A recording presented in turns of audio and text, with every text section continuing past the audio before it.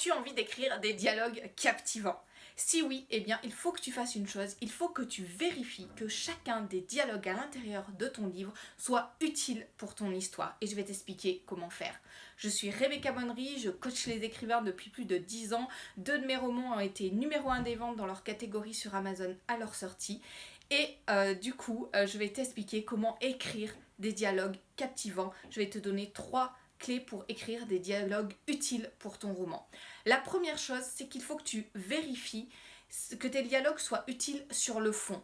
C'est vraiment important que tes dialogues ne viennent pas juste faire de la figuration dans ton histoire, ne viennent pas juste répéter des idées que tu as déjà données avant, ne viennent pas juste décrire des choses inutiles ou remplir des pages sans qu'ils ne servent à rien.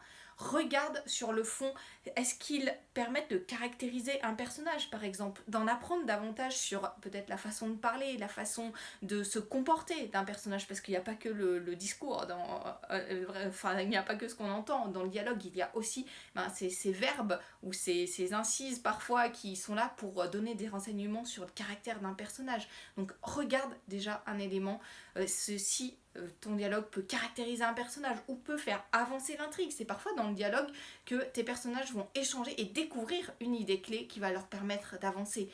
Ça peut être aussi, ton dialogue peut te permettre de présenter le contexte dans lequel se trouvent tes personnages. Et tout cet ensemble de choses peuvent être vraiment utiles pour ton roman si ça sert à faire avancer l'intrigue. Donc vérifie pour chacun de tes dialogues qu'il y ait une véritable utilité sur le fond. Alors, je te rassure, c'est pas forcément quelque chose que tu vas faire directement au moment où tu rédiges, parce que quand on rédige, il faut avancer, mais une fois que tu corriges ton roman, regarde ces éléments-là.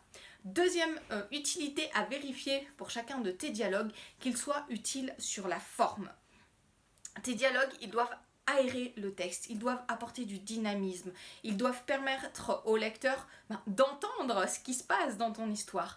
Et c'est important que tu regardes de ne pas faire des phrases trop longues, de ne pas mettre trop d'informations dans ton dialogue qui pourraient venir desservir l'information clé que tu as envie de donner à tes lecteurs.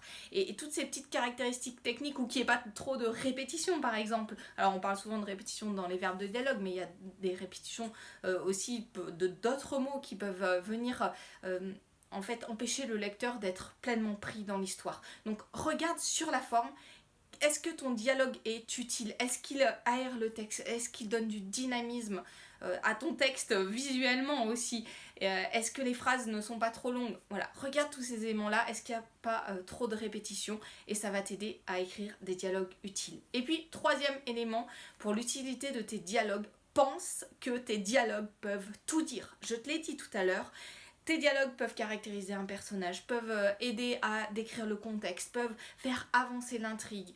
Et c'est vraiment important que tu réalises que tout peut passer par le dialogue. D'ailleurs, si tu en doutes, regarde les pièces de théâtre et je t'invite à en relire simplement pour te mettre dans l'ambiance. Alors bien entendu, ton roman ne va pas ressembler à une pièce de théâtre, c'est pas ce que tu cherches et il va pas falloir mettre trop de dialogue dans ton roman. Mais tu peux t'inspirer de ces dialogues de pièces de théâtre où tout passe par la parole pour apporter davantage de valeur à ton histoire, au dialogue de ton roman. Donc je t'encourage à un petit exercice, à relire quelques pièces de théâtre simplement pour te rendre compte combien le dialogue peut être porteur d'émotion, peut être porteur de sens. Et ça va vraiment t'aider dans ton roman. Donc voilà, trois éléments pour rendre tes dialogues utiles. Regarder, être convaincu que tu peux tout dire dans ton dialogue. Deuxième point, on a dit vérifier l'utilité sur le fond et vérifier l'utilité sur la forme. Si tu fais ces trois choses-là, tu vas davantage convaincre ton lecteur, tu vas progresser en tant qu'écrivain. Pour aller plus loin, télécharge la fiche action récapitulative que je te joins. Donc il suffit de cliquer sur le lien pour la télécharger et tu découvriras un conseil bonus à l'intérieur. Et je te retrouve très bientôt pour d'autres conseils.